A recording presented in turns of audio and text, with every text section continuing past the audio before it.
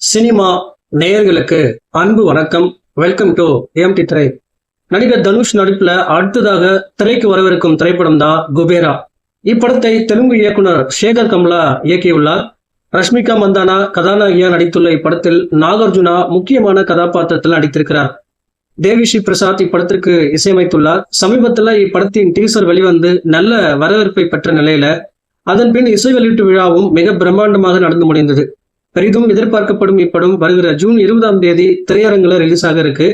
இந்த நிலையில தனுஷினுடைய குபேரா திரைப்படத்தின் மொத்த பட்ஜெட் குறித்த தகவல் வெளியாகியுள்ளது. அதன்படி குபேரா படத்தின் மொத்த பட்ஜெட் 200 கோடிக்கு மேல் இருக்கும் என கூறப்படுகிறது. அடுத்த அப்டேட்ல சந்திக்கிறேன். நன்றி, வணக்கம்.